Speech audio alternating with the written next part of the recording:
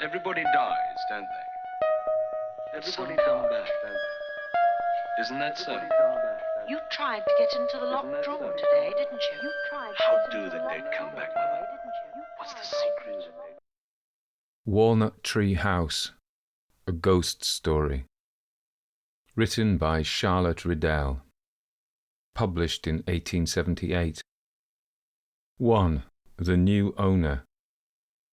Many years ago, there stood at the corner of a street leading out of Upper Kennington Lane a great red brick mansion, which, one very wet evening, in an autumn the leaves of which have been long dead and gone, looked more than ordinarily desolate and deserted.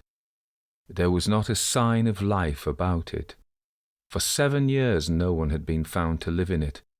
For 7 years it had remained empty, while its owner wore out existence in fits of moody dejection or of wild frenzy in the madhouse close at hand. And now that owner was dead and buried and forgotten, and the new owner was returning to take possession. This new owner had written to his lawyers, or rather he had written to the lawyers of his late relative, begging them to request the person in charge of the house to have rooms prepared for his arrival. And when the train drew into the station, he was met by one of Messrs. Timpson & Co. clerks, who, picking out Mr. Stainton, delivered to that gentleman a letter from the firm, and said he would wait to hear if there were any message in reply. Mr. Stainton read the letter, looked at the blank flyleaf, and then, turning back to the first words, read what his solicitors had to say all through once again. Said the new owner, after he had finished. "I'll go and take a look at the place, anyhow. Is it far from here, do you know?" he asked, turning to the young man from Timpson's. "No, sir, not very far." "Can you spare time to go over there with me?" inquired Mr. Stainton. The young man believed that he could, adding, "If you want to go into the house, we'd better call for the key. It's at an estate agent's in the Westminster Bridge Road." "I cannot say I have any great passion for hotels," remarked the new owner as he took his seat in the cab. "Indeed, sir?" "No, either they don't suit me, or I don't suit them. I've led a wild sort of life, not much civilization in the bush or at the goldfields, I can tell you. Then I've not been well, and I can't stand noise and the trampling of feet. I had enough of that on board ship, and I used to lie awake at nights and think how pleasant it would be to have a big house all to myself, to do as I liked in." "Yes, sir," agreed the clerk. "You see, I've been accustomed to roughing it, and I can get along very well for a night without servants. No doubt, sir. I suppose the house is in substantial repair, roof-tight and all that sort of thing?" "I can't say, I'm sure, sir." "Well, if there's a dry corner where I can spread a rug, I shall sleep there tonight." The clerk coughed. He looked out of the window, and then he looked at Messrs. Timpson's client. "I do not think," he began apologetically, and then stopped. "You don't think what?" asked the other. "You'll excuse me, sir, but I really do not think, if I were you, I'd stay in that house tonight." "Why not?" "Well, it hasn't been slept in for nearly 7 years, and it must be blue mouldy with damp, and if you've been ill, that's all the more reason you shouldn't run such a risk, and besides—" "Besides?" suggested Mr. Stainton. "Out with it." No doubt that "besides" holds the marrow of the argument. "The house has stood empty for years, sir, because there's no use making any secret of it. The place has a bad name." "What sort of a bad name? Unhealthy?" "Oh, no." "Haunted." The clerk inclined his head. "You've hit it, sir," he said. "And that is the reason no one's lived there. We have been quite unable to let the house on that account." "The sooner it gets unhaunted, then, the better," retorted Mr. Stainton. "I shall certainly stop there tonight. You're not disposed to stay and keep me company, I suppose?" With a little gesture of dismay, the clerk drew back. Certainly this was one of the most unconventional of clients. The young man from Timpson's did not at all know what to make of him. "A rough sort of fellow," he said afterwards when describing the new owner, boorish, never mixed with good society, that sort of thing. He did not in the least understand this rich man who treated him as an equal, who objected to hotels, who didn't mind taking up his abode in a house where not even a drunken charwoman could be induced to stop, and who calmly asked a stranger, on whom he had never set eyes before, a clerk in the respectable office of Timpson & Co., a young fellow anxious to rise in the world, careful as to his associates, particular about the whiteness of his shirts and the set of his collar and the cut of his coats, to rough things with him in that dreadful old dungeon where perhaps he mightn't even be expected to light a fire. Still, he didn't wish to offend the new owner. Messrs. Timpsons anticipated he would be a profitable client, and to that impartial firm the money of a boor would, he knew, seem as good as the money of a count. "I'm very sorry," he stammered. "Should only have felt too much honoured, but fact is, previous engagement." Mr. Stainton laughed. "I understand," he said. "Adventures are quite as much out of your line as ghosts. And now, tell me about this apparition. Does the old man walk?" "Not that I ever heard of," answered the other. "Is it, then, the miserable beggar who tried to do for himself?" "It is not the late Mr. Stainton, I believe," said the young man in a tone which mildly suggested that reference to a client of Timpson's as a miserable beggar might be considered bad taste. "Then who on earth is it?" persisted Mr. Stainton. "If you must know, sir, it is a child who has driven every tenant in succession out of the house." The new owner burst into a hearty laugh, a laugh which gave serious offence to Timpson's clerk. "That is too good a joke," said Mr. Stainton. "I do not know when I heard anything so delicious." "It is a fact, whether it be delicious or not," retorted the young man, driven out of all his former propriety of voice and demeanour by the contemptuous ridicule this digger thought fit to cast on his story. "And I, for one, would not, after all I have heard about your house, pass a night in it. No, not if anybody offered me £50 down." "Make your mind easy, my friend," said the new owner quietly. "I'm not going to bid for your company. The child and I can manage, I'll be bound, to get on very comfortably by ourselves." 2. The child. It was later on the same evening. Mr. Stainton had an hour previously taken possession of Walnut-Tree House, bidden Timpson's clerk good evening, and having ordered in wood and coals from the nearest greengrocer, he now stood by the front gate, waiting the coming of the goods purchased. As he waited, he looked up at the house, which in the uncertain light of the street lamps appeared gloomier and darker than had been the case even in the gathering twilight. "It has an uncanny look, certainly," he considered. "But once I can get a good fire up, I shall be all right. Now, I wonder when those coals are coming." As he turned once again towards the road, he beheld on its way the sack of fuel with which the nearest greengrocer said he thought he could, indeed said he would, oblige him. A ton, half a ton, quarter of a ton, the greengrocer affirmed would be impossible until the next day. But a sack, yes, he would promise that. Bill should bring it round, and Bill was told to put his burden on the truck and 12 bundles of wood. "And we'll make up the rest tomorrow," added Bill's master with the air of one who has conferred a favour. In the distance, Mr. Stainton described a very grimy Bill and a very small boy coming along with the truck leisurely, as though the load had been Herculean. Through the rain he watched the pair advancing, and greeted Bill with a glad voice of welcome. "So you've come at last. That's right. Better late than never. Bring them this way. I'll have this small lot shot in the kitchen for the night." "Begging your pardon, sir," answered Bill, "I don't think you will. That is to say, not by me. As I told our governor, I'll take them to the house as you sold them to the house, but I won't set foot inside it." "Do you mean to say that you're going to leave them out on the pavement?" asked Mr. Stainton. "Well, sir, I don't mind taking them to the front door, if that'll be a convenience." "That'll do. You're a brave lot of people in these parts, I must say." "As for that," retorted Bill, with the sack on back and head bent forward, I dare say we're as brave about here as where you come from." "It's not impossible," retorted Mr. Stainton. "There are plenty of cowards over there too." After he had shot his coals on the margin of the steps, Bill retreated from the door, which stood partly open, and when the boy who brought up the wood was again out with the truck, said, putting his knuckles to his eyebrows, "Beg pardon, sir, but I suppose you wouldn't give me a drop of beer. Very wet night, sir." "No, I would not," answered Mr. Stainton very decidedly. "I shall have to shovel these coals into the house myself, and as for the night, it's as wet for me as it is for you."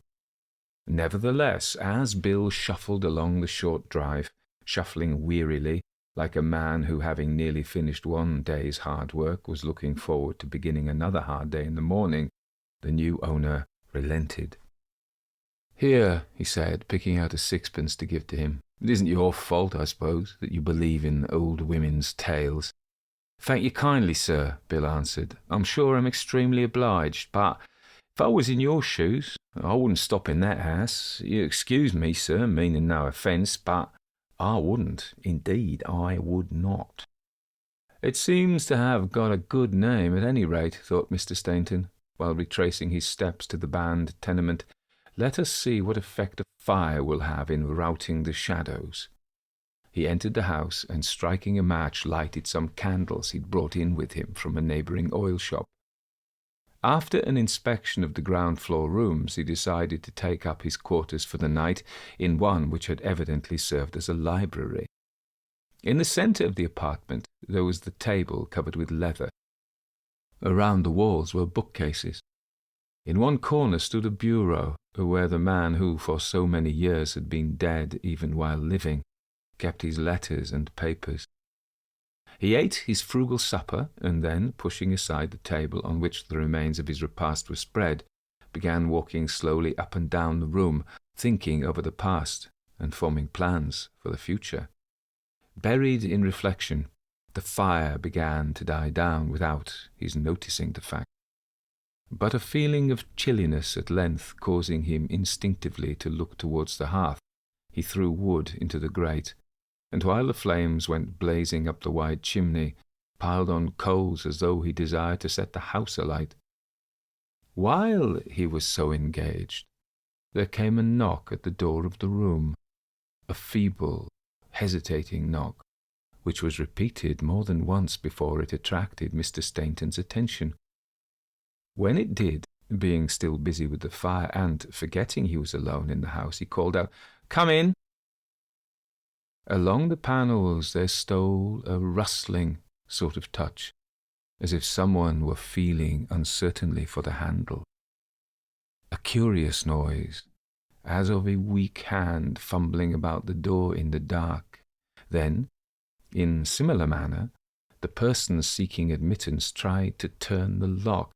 "Come in, can't you?" repeated Mr. Stainton. But even as he spoke, he remembered he was, or ought to be, the sole occupant of the mansion. He was not alarmed. He was too much accustomed to solitude and danger for that. But he rose from his stooping position and instinctively seized his revolver, which he had chanced, while unpacking some of his effects, to place on the top of the bureau. "Come in, whoever you are," he cried. But seeing the door still remained closed, though the intruder was evidently making futile efforts to open it, he strode halfway across the room and then stopped, amazed. For suddenly the door opened, and there entered, shyly and timidly, a little child, a child with the saddest face mortal ever beheld, a child with wistful eyes and long, ill-kept hair, a child poorly dressed, wasted and worn, and with the mournfullest expression on its countenance that face of child ever wore. "What a hungry-looking little beggar," thought Mr. Stainton. "Well, young one, and what do you want here?" he added aloud. The boy never answered, never took the slightest notice of his questioner, but simply walked slowly round the room, peering into all the corners as if looking for something. Searching the embrasures of the windows, examining the recesses beside the fireplace, pausing on the hearth to glance under the library table, and finally, when the doorway was reached once more, turning round to survey the contents of the apartment with an eager and yet hopeless scrutiny. "What is it you want, my boy?" asked Mr. Stainton, glancing as he spoke at the child's poor thin legs and short shabby frock, and shoes well-nigh worn out, and arms bare and lean and unbeautiful. "Is it anything I can get for you?" Not a word, not a whisper, only for reply a glance of the wistful brown eyes. "Where do you come from, and whom do you belong to?" persisted Mr. Stainton. The child turned slowly away. "Come, you shall not get off so easily as you seem to imagine," persisted the new owner, advancing towards his visitor. "You have no business to be here at all, and before you go you must tell me how you chanced to be in this house, and what you expected to find in this room." He was close to the doorway by this time, and the child stood on the threshold with its back towards him.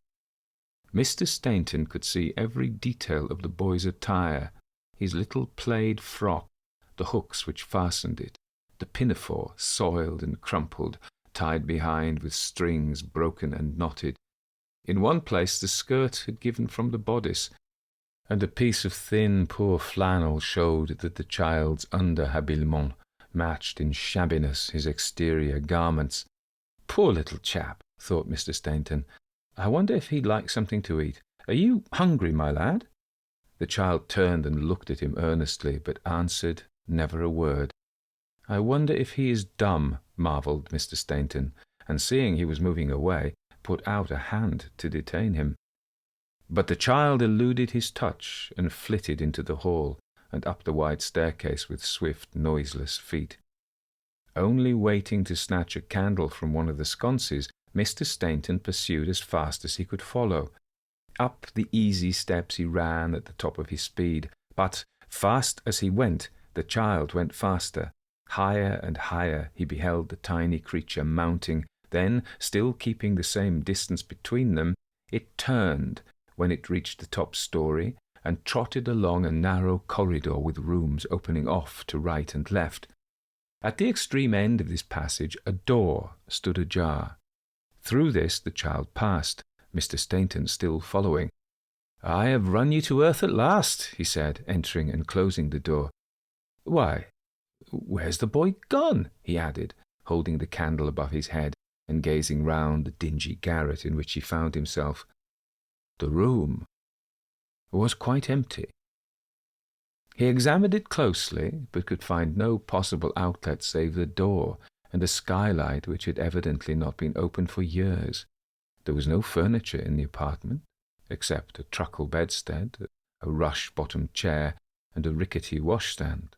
No wardrobe or box or press, where even a kitten might have lain concealed.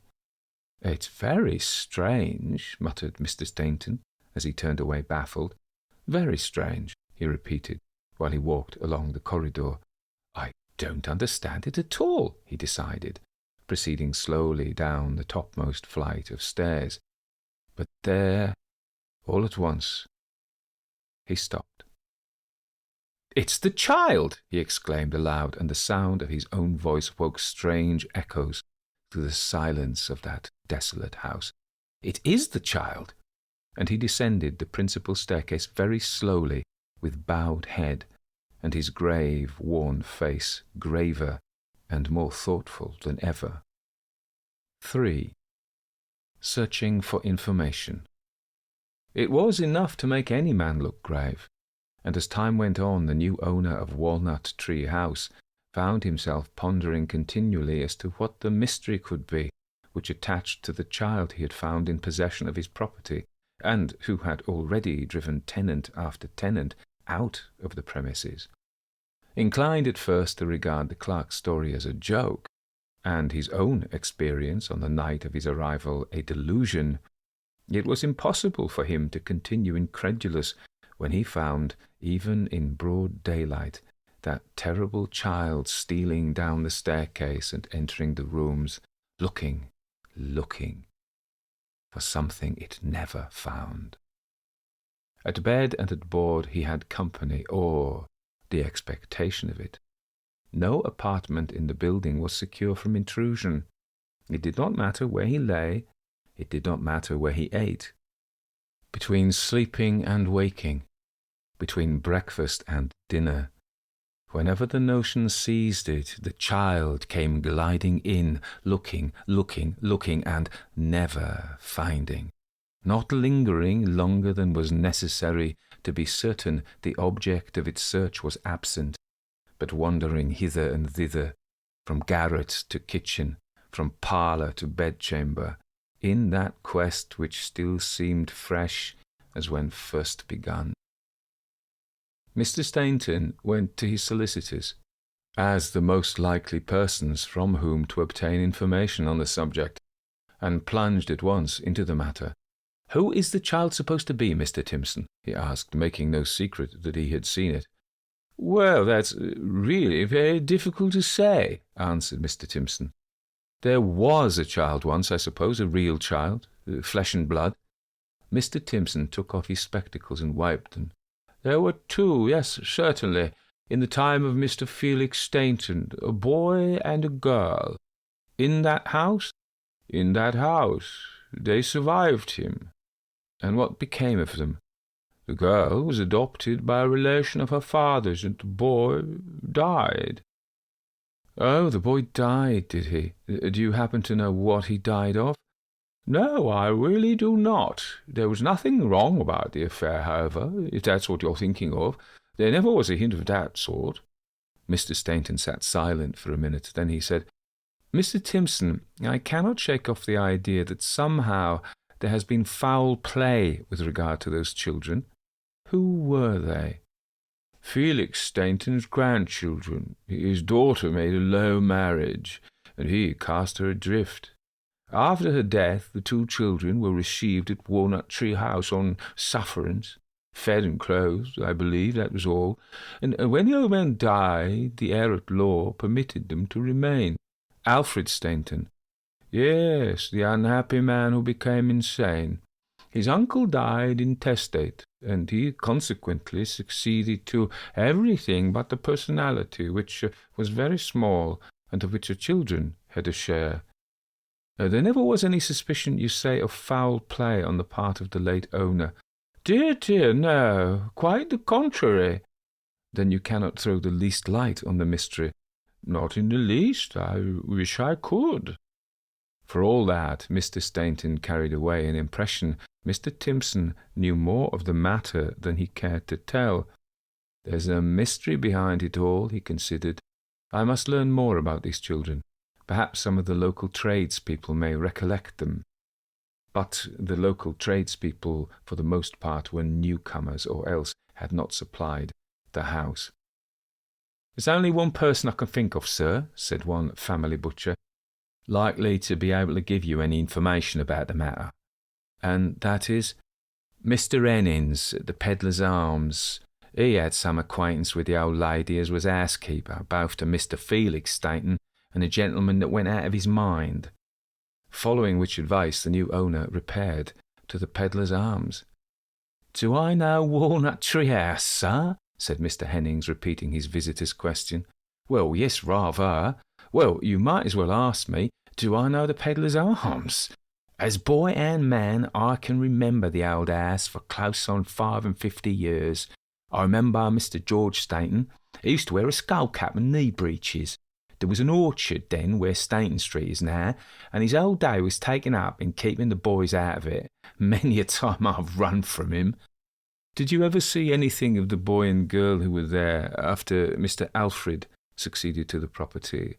Felix Stainton's grandchildren, I mean," asked the new owner, when a pause in Mr. Hennings' reminiscences enabled him to take his part in the conversation. "Well, sir, I may have seen the girl, but I can't bring it to my recollection. The boy I do remember, however. He come over here 2 or 3 times with Mrs. Topless, who kept house for both Mr. Staintons, and I took notice of him, both because he looked so peaky and old-fashioned, and also on account of the talk about him." "There was talk about him, then?" "Bless you, sir, yes. As much talk while he was living as since he died. Everybody thought he ought to be in the air. But if you want to hear all about him, sir, Mr. Topless is the one to tell you. If you have a mind to give a shilling to a poor old lady who always did try to keep herself respectable, and who, I will say, paid her way honourable as long as she had a sixpence to pay it honourable with, you cannot do better than to go and see Mrs. Topless, who will talk to you for hours about the time she lived at Walnut-Tree House. And with this delicate hint that his minutes were more valuable than the days of Mrs. Topless, Mr. Hennings would have closed the interview, but that his visitor asked where he should be able to find the housekeeper. 1,000 pardons, answered the publican with an air, forgetting the very cream and marrow of it, wasn't I? Mrs. Topless, sir, is to be found in Lambeth Workhouse, and a pity too. Edgar Stainton turned away, heartsick.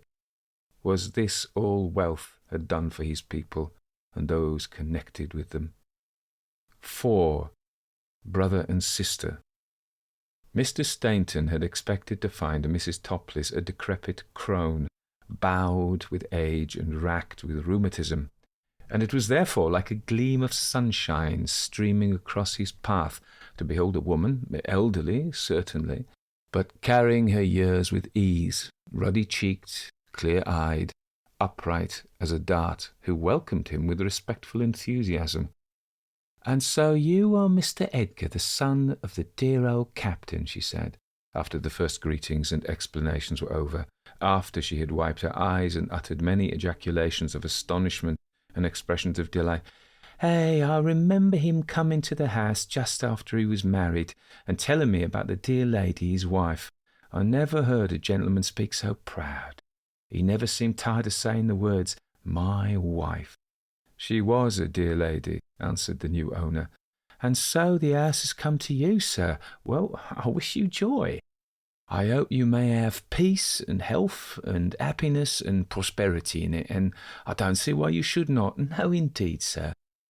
Edgar Stainton sat silent for a minute, thinking how he should best approach his subject. "Mrs. Topless," at last he began, plunging into the very middle of the difficulty, "I want you to tell me all about it. I have come here on purpose to ask you what it all means." The old woman covered her face with her hands, and he could see that she trembled violently. You need not be afraid to speak openly to me," he went on. "I'm quite satisfied there was some great wrong done in the house, and I want to put it right, if it lies in my power to do so. I am a rich man. I was rich when the news of this inheritance reached me, and I would gladly give up the property tomorrow if I could only undo whatever may have been done amiss." Mrs. Topless shook her head. "Ah, sir, you can't do that," she said. "Money can't bring back the dead to life, and if it could, I doubt if even you would prove as good a friend to the poor child sleeping in the churchyard yonder as his Maker did when he took him out of this troublesome world. It was just soul-rending to see the boy in the last few months of his life. I can't bear to think of it, sir.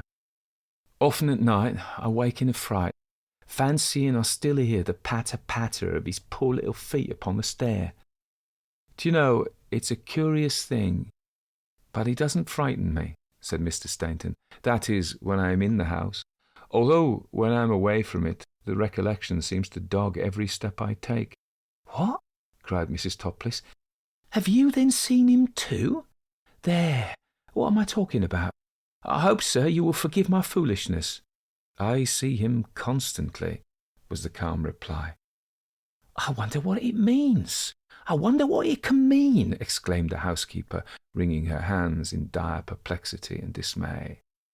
"I do not know," answered the new owner philosophically, "but I want you to help me find out. I suppose you remember the children coming there at first?" "Well, sir, well. They were poor Miss Mary's son and daughter. She ran away, you know, with a Mr. Fenton, made a very bad match, but I believe he was kind to her. When they were brought to us, a shivering little pair, my master was for sending them here. Aye, and he would have done it too, if somebody hadn't said he could be made to pay for their keep. You never saw brother and sister so fond of one another. Never. They were twins, but, Lord, he was more like a father to the little girl than aught else. He'd have kept an apple a month rather than eat it unless she had half, and the same with all else. I think it was seeing that, watching the love they had, he for her and she for him, coming upon them unsuspected with their little arms round one another's necks, made the old gentleman alter his mind about leaving the place to Mr. Alfred, for he said to me one day, thoughtful like, pointing to them, "Wonderful fond, topless." And I answered, "Yes, sir, for all the world like the babes in the wood," not thinking of how lonely that meant. Shortly afterwards he took to his bed, and while he was lying there, no doubt, better thoughts came to him, for he used to talk about his wife and Miss Mary and the captain, your father, sir, and ask if the children were gone to bed and such like, things he never used to mention before. So when he made the will Mr. Quinance drew up, I was not surprised, no, well, not one bit, though before that time he always spoke of Mr. Alfred as his heir and treated him as such. That will was never found, suggested Mr. Stainton, anxious to get at another portion of the narrative. Never, sir. We hunted for it high and low. Perhaps I wronged him, but I always thought Mr. Alfred knew what became of it. After the old gentleman's death, the children were treated shameful. I don't mean beaten or such like, but half starved and neglected. He wouldn't buy 'em proper clothes, and he wouldn't suffer them to wear decent things if anybody else bought 'em. It's just the same with their food. I durstn't give 'em even a bit of bread and butter unless it was on the sly, and indeed there was not much to give in that house. He turned regular miser. Hoarding came into the family with Mrs. Lancelot Stainton, Mr. Alfred's great-grandmother, and they went on from bad to worse, each one closer and nearer than the last. Begging your pardon for saying so, sir, but it's the truth. I fear so, Mrs. Topless, agreed the man, who certainly was neither close nor near. Well, sir, at last, when the little girl was about 6 years old, she fell sick, and we didn't think she would get over the illness. While she was about at her worst, Mrs. May, her father's sister, chanced to be stopping up in London, and as Mr. Alfred refused to let a doctor inside his doors, she made no more ado but wrapped the child up in blankets, sent for a cab, and carried her off to her own lodgings. Mr. Alfred made no objection to that. All he said as she went through the hall was, "If you take her now, remember, you must keep her." "Very well," she replied, "I will keep her." "And the boy," cried Mr. Stainton in an agony of impatience. "I'm coming to him, sir, if you please. He just dwined away after his sister and he were parted, and died in December, as she was taken in the July." "What did he die of?" "Broken heart, sir. Seems a queer thing to say about a child, but if ever a heart was broken, his was. At first he was always going about the house looking for her, but towards the end he used to go up to his room and stay there all by himself. At last I wrote to Mrs. May, but she was ill when the letter got to her, and when she did come up he was dead. My word, she talked to Mr. Alfred. I never heard any one person say so much to another. She declared he had first cheated the boy of his inheritance and then starved him to death, but that wasn't true. The child broke his heart fretting after his sister." "Yes, and when he was dead?" "Sir, I don't like to speak of it, but as true as I am sitting here, the night he was put in his coffin, he come pattering down just as usual, looking for his sister. I went straight upstairs, and if I hadn't seen the little wasted body lying there still and quiet, I must have thought he'd come back to life. We were never without him afterwards, never. That, and nothing else, drove Mr. Alfred mad. He used to think he was fighting the child and killing it. When the worst fits were on him, he tried to trample it underfoot or crush it up in a corner, and then he would sob and cry and pray for it to be taken away. I have heard he recovered a little before he died, and said his uncle told him there was a will leaving all to the boy, but he never saw such a paper. Perhaps it was only talk, though, or that he was still raving." 5. The next afternoon. Mr. Stainton was trying to work off some portion of his perplexities by pruning the grimy evergreens in front of Walnut-Tree House, and chopping away at the undergrowth of weeds and couch grass which had, in the course of years, matted together beneath the shrubs, when his attention was attracted to two ladies who stood outside the great iron gate looking up at the house. "Seems to be occupied now," remarked the elder, turning to her companion. "I suppose the new owner's going to live there. It appears just as dingy as ever, but you do not remember it, Mary." "I think I do," was the answer. "As I look, the place grows familiar to me. I do recollect some of the rooms, I'm sure, just like a dream, as I remember Georgie. What I would give to have a peep inside." At this juncture the new owner emerged from amongst the bushes and, opening the gate, asked if the ladies would like to look over the place. The elder hesitated, whilst the younger whispered, "Oh, aunt, pray do." "Thank you," said Mrs. May to the stranger, whom she believed to be a gardener, "but perhaps Mr. Stainton might object." "No, he wouldn't, I know," declared the new owner. "You can go through the house if you wish. There's no one in it. Nobody lives there except myself." "Taking charge, I suppose," suggested Mrs. May blandly. "Something of the sort," he answered. "I don't think he is a caretaker," said the girl, as she and her relative passed into the old house together. "What do you suppose he is, then?" asked the aunt. "Mr. Stainton himself." "Nonsense, child!" exclaimed Mrs. May, turning nevertheless to one of the windows, and casting a curious glance towards the new owner, who was now, his hands thrust deep in his pockets, walking idly up and down the drive. After they had been all over the place, from hall to garret, with a peep into this room and a glance into that, Mrs. May found the man who puzzled her leaning against one of the pillars of the porch, waiting, apparently, for their reappearance. "I'm sure we are very much obliged to you," she began, with a certain hesitation in her manner. "Pray don't mention it," he said. "This young lady has sad associations connected with the house," Mrs. May proceeded, still doubtfully feeling her way. He turned his eyes towards the girl for a moment, and though her veil was down, saw she had been weeping. "I surmised as much," she replied. "She is Miss Fenton, is she not?" "Yes, certainly," was the answer. "And you are—" "Edgar Stainton," said the new owner, holding out his hand. "I'm all alone here," he explained, after the first explanations were over.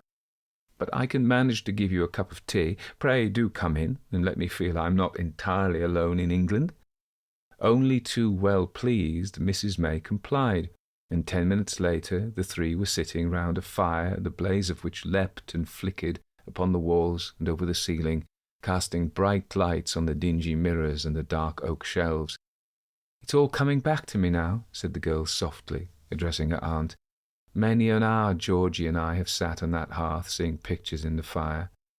But she didn't see something which was even then standing close beside her, and which the new owner had witnessed approach with a feeling of terror that precluded speech. It was the child searching about no longer for something it failed to find, but standing at the girl's side, still and motionless, with its eyes fixed upon her face, and its poor wasted figure nestling amongst the folds of her dress. "Thank heaven she doesn't see it," he thought, and drew his breath, relieved.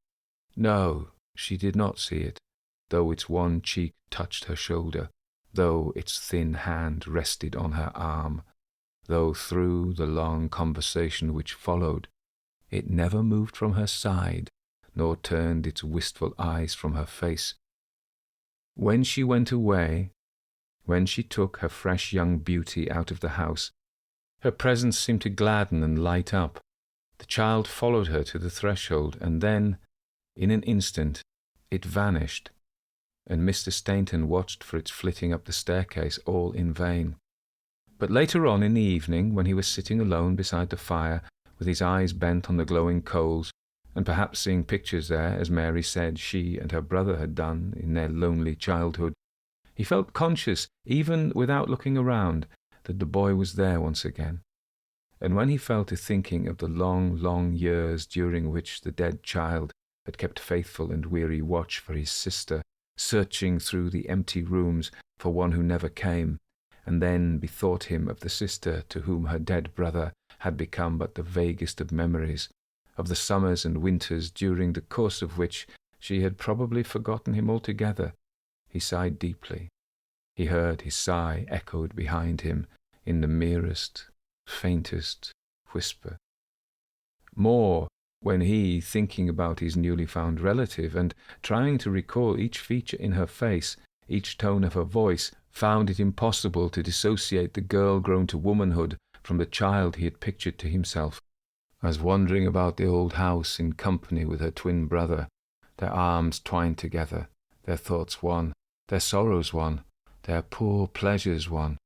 He felt a touch on his hand, and knew the boy was beside him, looking with wistful eyes into the firelight too.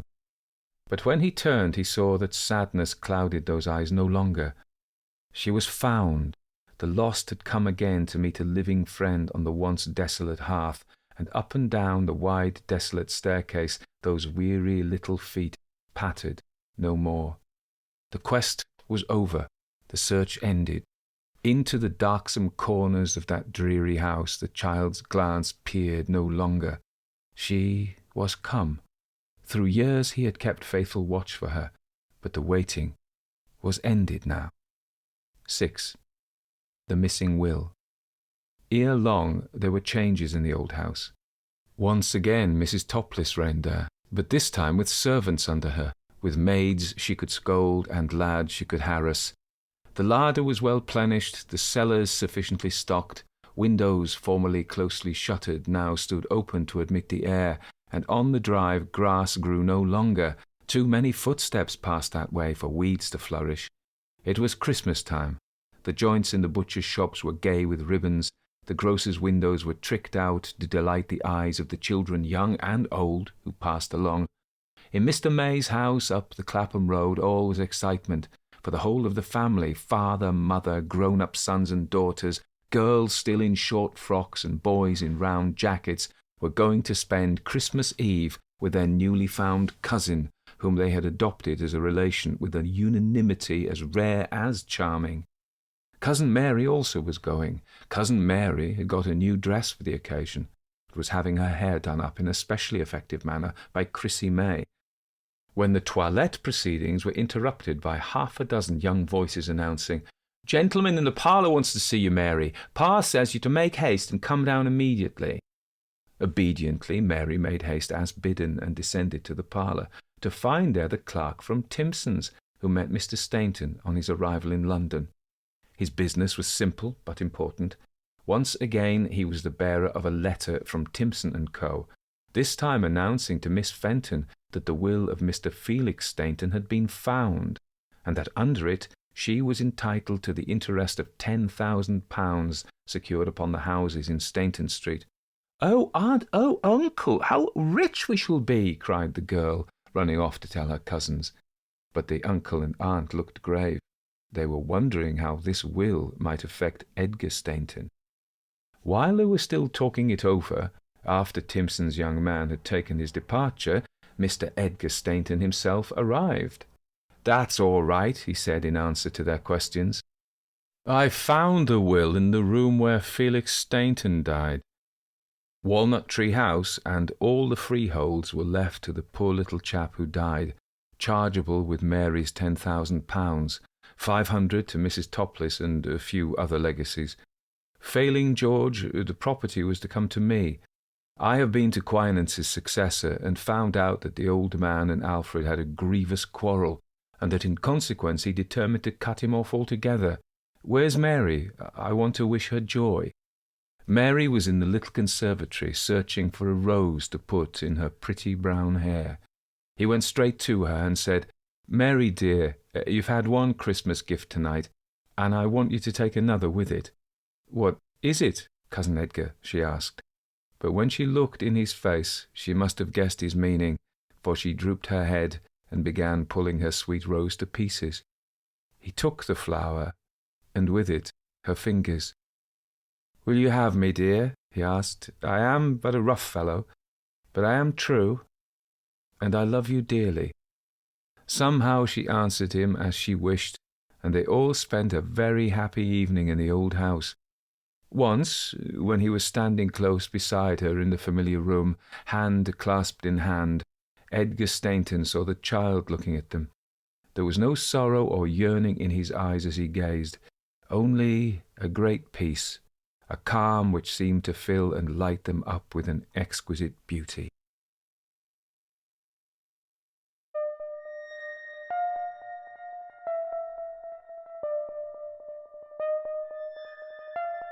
Everybody dies, don't they?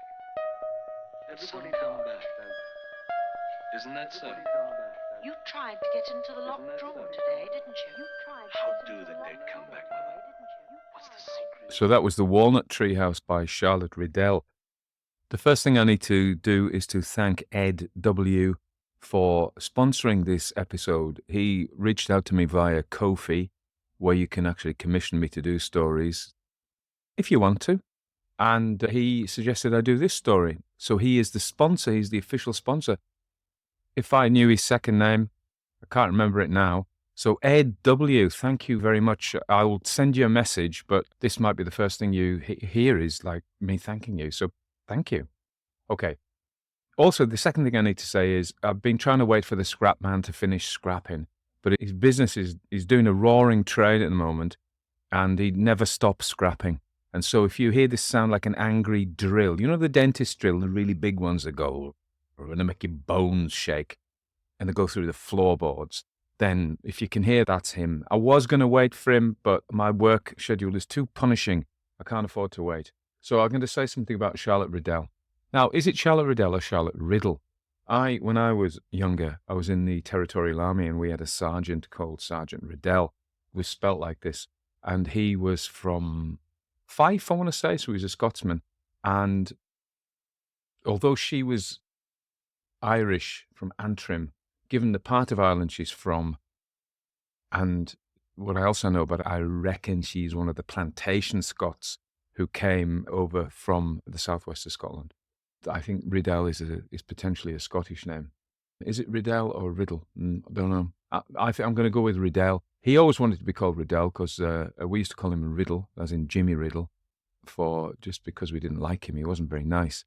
But anyway, that's got nothing to do with this story, apart from he may be related to her. Charlotte Riddell, born 1832 in County Antrim in the north of Ireland, or Northern Ireland, was a prolific and well-respected. Those who know will know what I did there. You know me, I'm always trying not to offend people. Was a prolific and well-respected novelist and short story writer of the Victorian era, known as the novelist of the city for her insightful portrayals of London's business world. Riddell moved to London in her early 20s following her father's death, hoping to support herself and her mother through writing. Ambitious, and most people who have that don't make it, but she did, which is a reason for trying it, because it might be you who makes it. Anyway, her early years in London were challenging, you bet they were, but she persevered, publishing her first novels under various pseudonyms. In 1857, how old would she be then? She'd be 25. She married Joseph Hadley Riddell. Oh, yeah, okay, so she's called Cowan, so take it all back. I was at school with some Cowans. You know, knew him as Couch. That was his nickname. In 1857, I'm going to keep to the message here. Keep on message, Tony. She married Joseph Hadley Riddell, a civil engineer whose poor business acumen often left the couple in financial straits. But she must have loved him, compelling Charlotte to maintain a rigorous writing schedule to support them both, a bit like my own. Riddell's breakthrough came with her 1864 novel, George Geith of Fen Court, which established her reputation as a chronicler of London's financial district. Over a 4-decade career, she published more than 40 novels, edited 2 periodicals, and wrote numerous short stories. While she gained fame for her novels about business and professional life, Riddell is best remembered today for her ghost stories, which are considered among the finest of the Victorian era. I've got thoughts about that.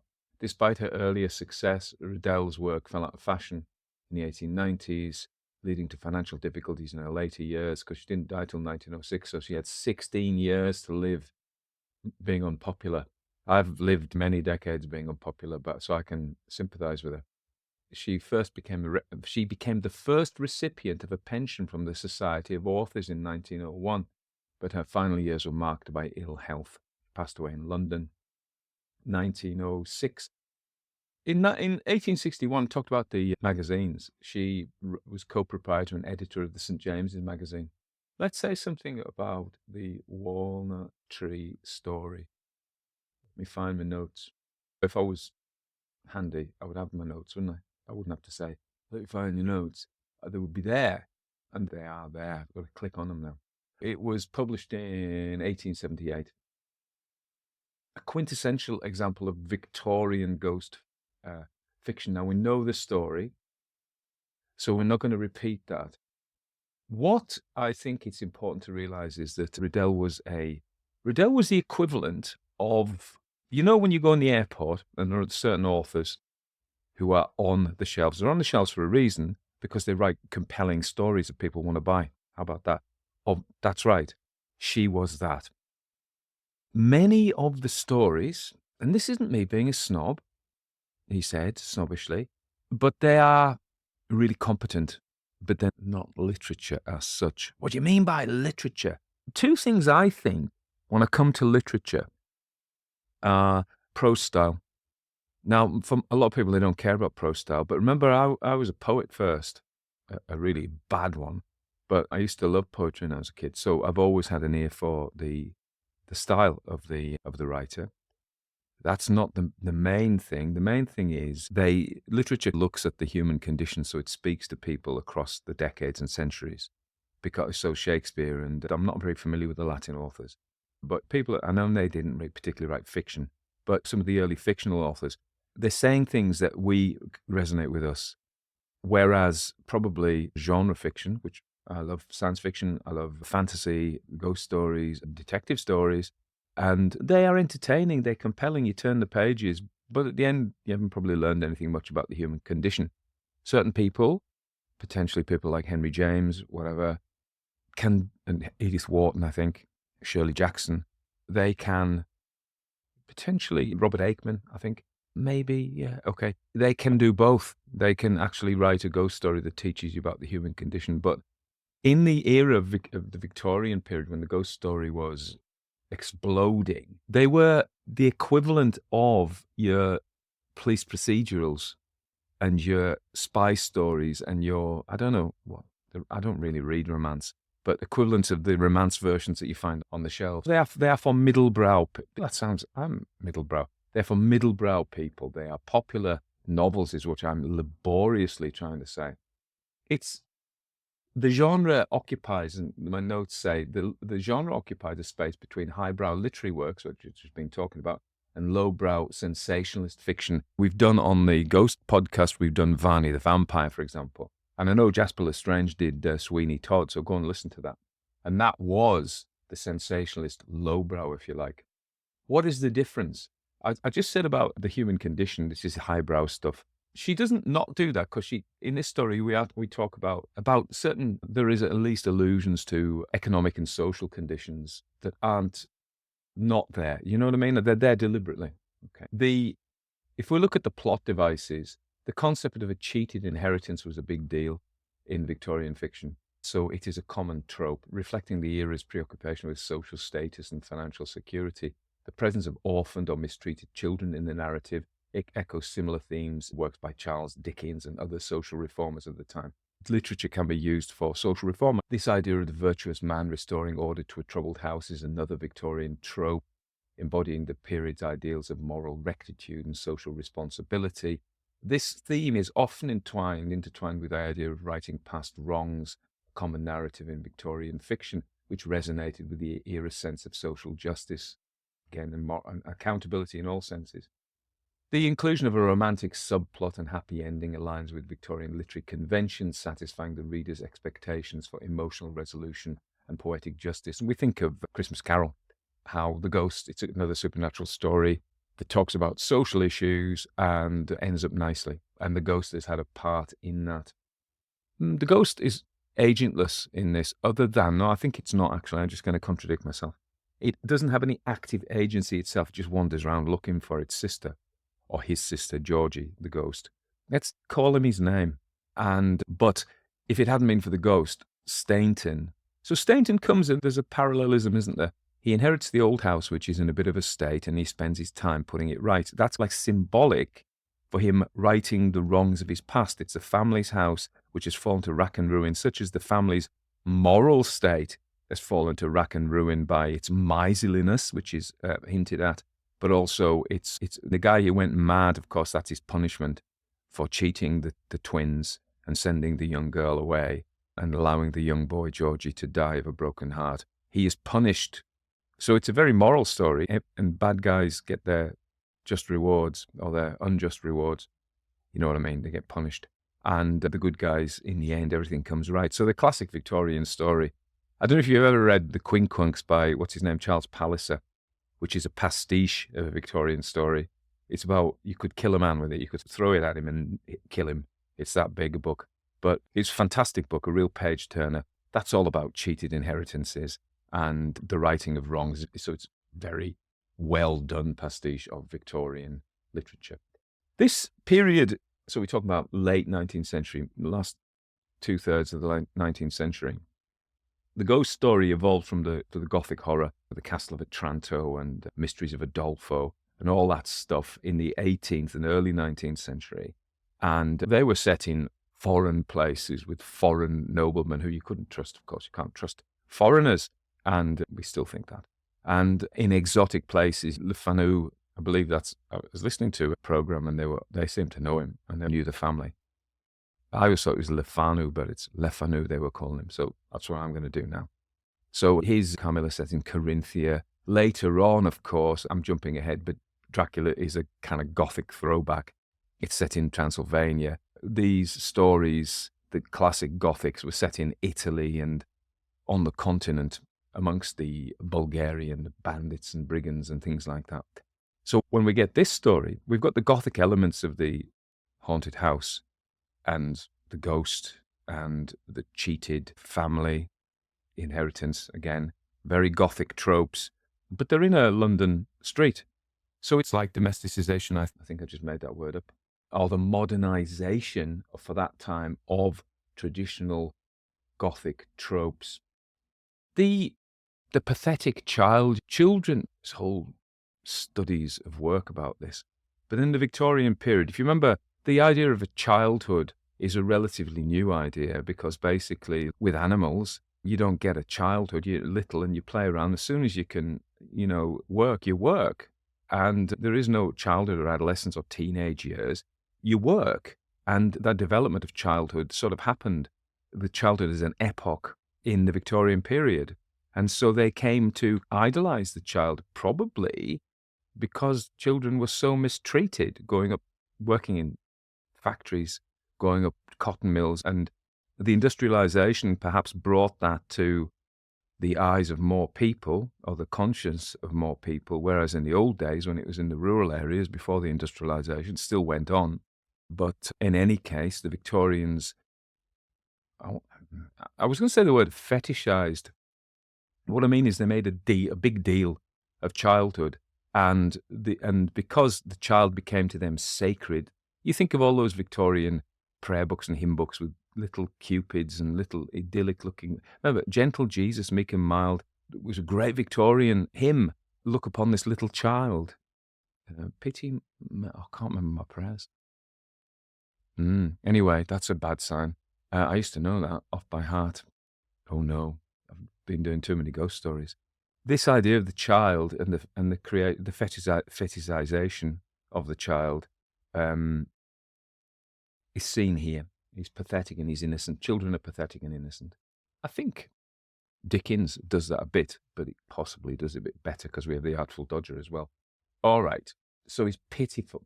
This ghost is not a scary ghost. Yet he still has the role of the traditional ghost, which is to right wrongs, which is to be the harbinger of the righting of wrongs, to bring wrongs to the notice of good people who then go and do the work. You look at Hamlet's ghost, Hamlet's father's ghost, not Hamlet's ghost, although Hamlet presumably didn't have a ghost. That's another play that didn't get put on. That's that, really. Let's have a think about it. If we look at the structure, it's just really well constructed.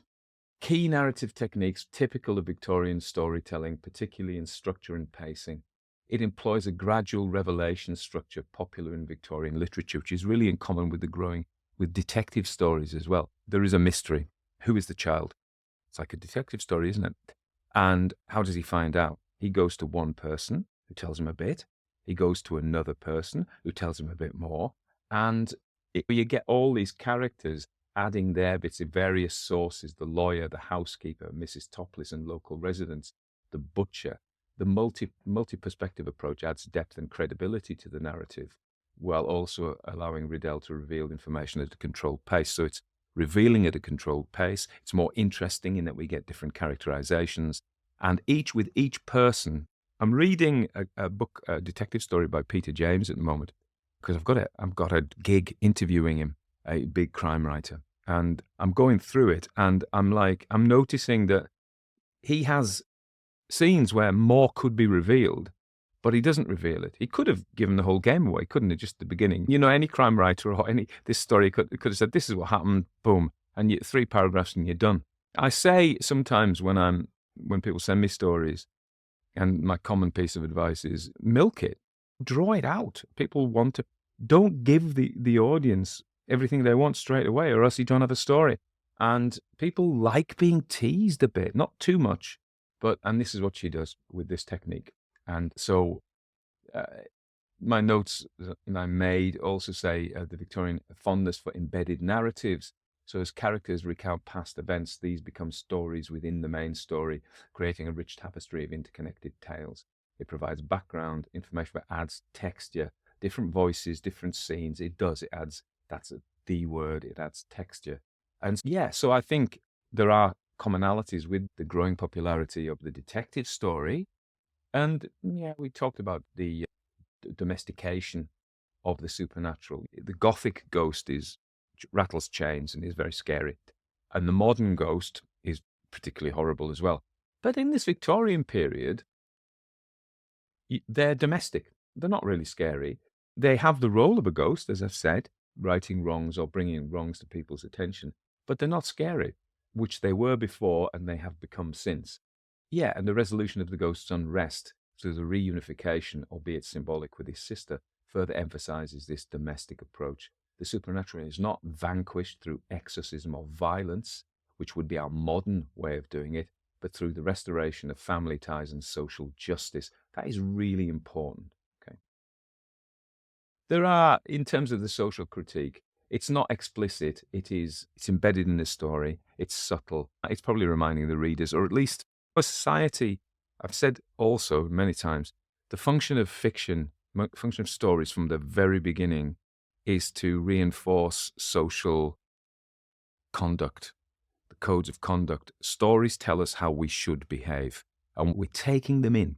When I talked about how the bad guy gets punished and the good guy wins, or the good girl wins, we know that's not how the world works, but we want it to work that way. And we try and we strive, some of us, not the bad ones, strive for it to work that way.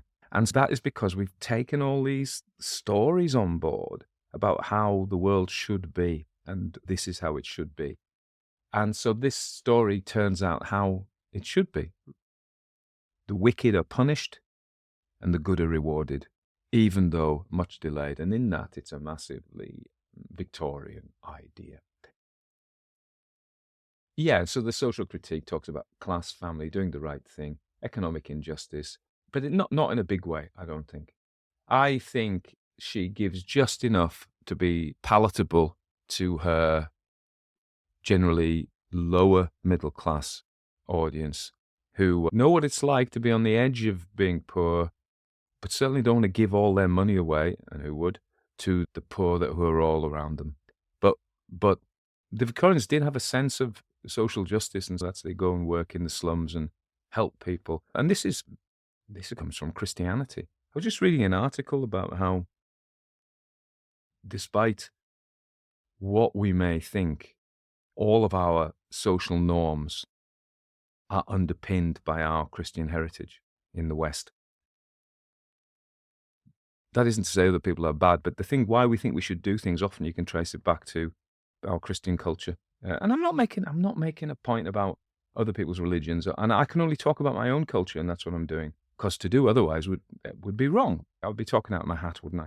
So anyway, I hope you enjoyed that story. Thank you, Ed W.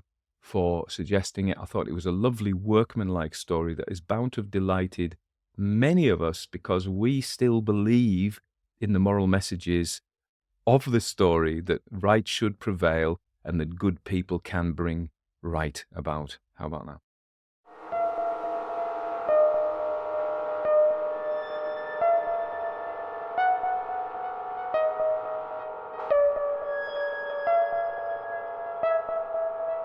Everybody dies, don't they? Everybody come back, don't they? Isn't that so?